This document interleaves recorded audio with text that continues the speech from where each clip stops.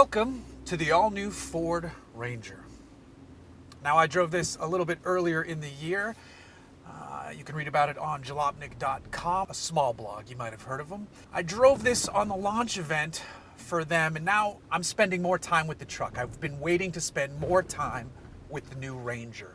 I am a prior Ranger owner. I owned a 98. In fact, it's the truck I drove in when I moved from the East Coast out to California back in 2003. And then I promptly blew that truck up because I would drive everywhere on the limiter. I think it was limited to like 98 miles an hour, and I drove everywhere at 98 miles an hour, and one day the engine went, nope, I'm out.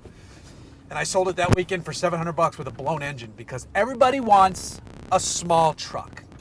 They're not that small anymore, though. They are smaller than the full-size half-ton and then Super Duties, but full-size half-ton trucks are huge these days. They're so goddamn big. This is a more normal size of truck. This lines up right against the Tacoma and the Colorado and Canyon twins. And then you have the Ridgeline as well, but we're focusing on real trucks. The Ridgeline is a good truck for people who want to drive a car. It is a good truck. It's just not quite as capable as a truck as those other three I mentioned. So, what is going on with the Ranger? This is a new Ranger for North America, but it is not a new Ranger for the rest of the world. This is the T6 platform truck that all around the world has enjoyed after our Ranger went away in 2012. They've Americanized it a little bit, though, for increased payloads and more safety features, which is good. But this isn't an all-new Ranger. That is coming soon. But we should just be happy that this one is here because I'm here to tell you that it's good.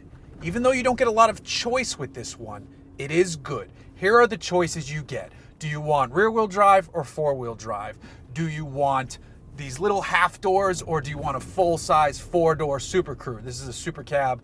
I prefer the Super Crew greatly because these doors, I hate these half doors. Yes, I can get a kid's seat back there, but it's not the best fit. It fits, and then just opening the doors is always awkward if you're parked next to other vehicles. I like a full-size four-door pickup truck.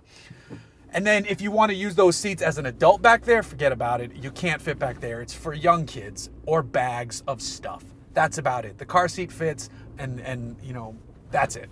The four-door one, different story. It's actually comfortable in the back seat. I've sat in one. It's fine. Up front, though, these seats are great. Back to your choices, though. Colors, door count and size, and then rear-wheel drive, all-wheel drive. And then you have some trims from there. This specifically is an FX4. So it has an optional rear locking diff. It has some skid plates, a different wheel and tire package. It looks somewhat the part, though this one is also wearing the chrome appearance package, which is terrible. If you're buying one of these, do not get that. The chrome wheels are not great looking. The chrome badging bits, no, they have a blacked out version that's much nicer. That's the one you want to get.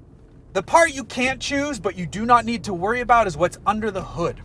Up in the nose, we have a 2.3-liter inline-4 turbocharged EcoBoost engine, and it is making 270 horsepower and 310 pound-feet of torque, and it is backed up by a 10-speed automatic gearbox. That is a lot of gears, but it seems to work fine, and if you want to shift it yourself, you can. Pop it down to sport, use the little plus-minus button, and you're good to go. I'm in 2 high right now. This does have terrain mode like some other Ford products. If you hit the button, you get normal. You have grass, gravel, snow, you have mud and ruts, and you have sand. So I'm gonna go back to normal. We're gonna keep it in 2, and we're gonna go from there.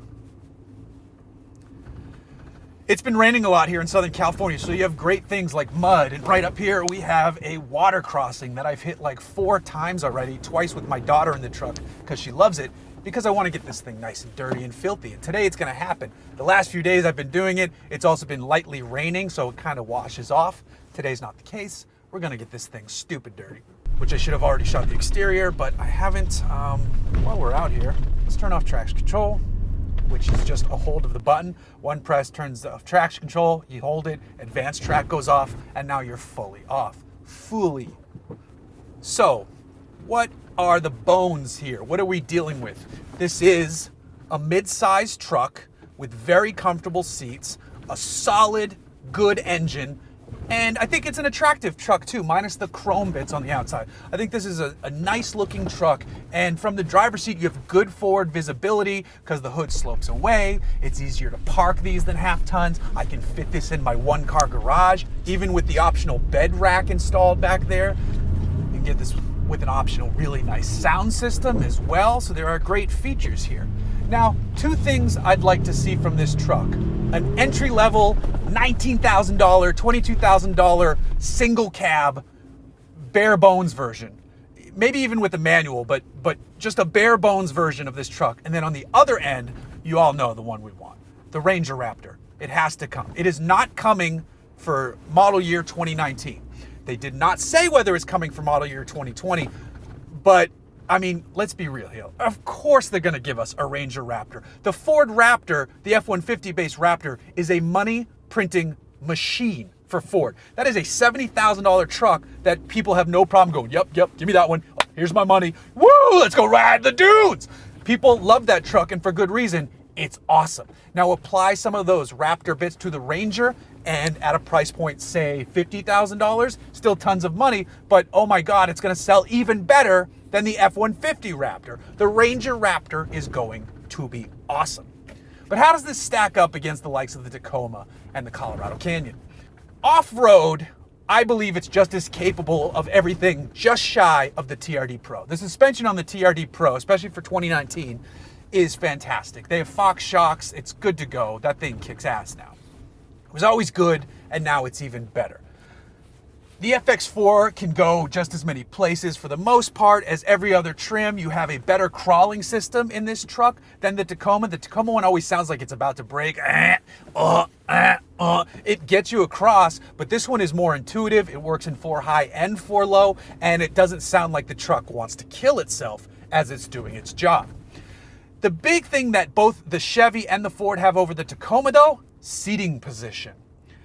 The Tacoma is a fantastic truck with the dumbest seating position of any car sold today. I really like Tacomas. I hate driving Tacomas. It feels like you're sitting on the floor with your legs straight out in front of you like you're driving a really shitty race car. It's crazy how bad the seating position is and then how good the rest of the truck is. They're fantastic. Their resale values are high for a reason. It's because they're so good. I'm curious how much of a dent in the Tacoma market share this Ranger is going to take. It's going to knock on the door and give me some of that market share. Ooh, give me some of that market share. Market share. I think it could do a good job of it because this is a good truck. It's a very good truck. I really like it. It is fun to drive. It is comfortable, has good sound system. If you get the actual full-size 4-door, you have room for people in the back. Yeah, I like it. I like it a lot.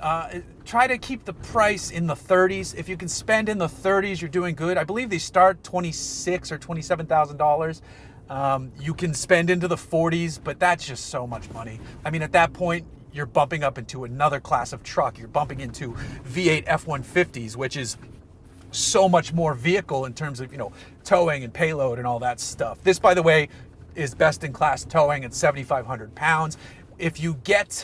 There's a version of this with its highest payload capacity that'll do 1,860 pounds in the bed. I've driven one of these with a quad in the bed, which those don't weigh a ton, but it's still laying the bed down a bit. And the EcoBoost had no issues doing what it needs to do. Unladen, you're in a truck. There's a little bit of bounciness, but that's fine. That's expected with a truck.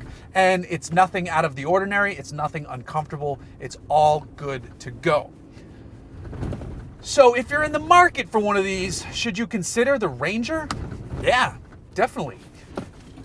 If I were you, I'd get the fun one, FX4, and find a mud pit. Get the thing goddamn filthy. At least one side of it. Oh, I turned the blinker.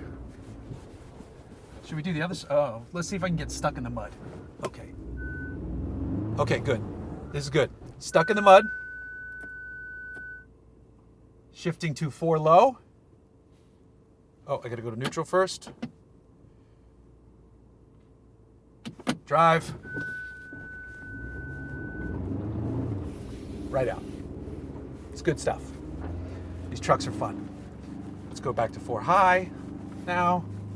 Up, gotta go out of 4 neutral, slow down. It's telling you what you're doing if you're an idiot like me. Slow down at 3 miles per hour, 4x4 shift in progress. It's in 4 high. I'm gonna kick it all the way back down to 2 high because the only reason I needed that is because on the one side over there, it's actually a pretty nice little mud pit, but we're out of it, we're away, we're having fun. Take traction control back off, and you can do fun stuff again. I like this truck a lot.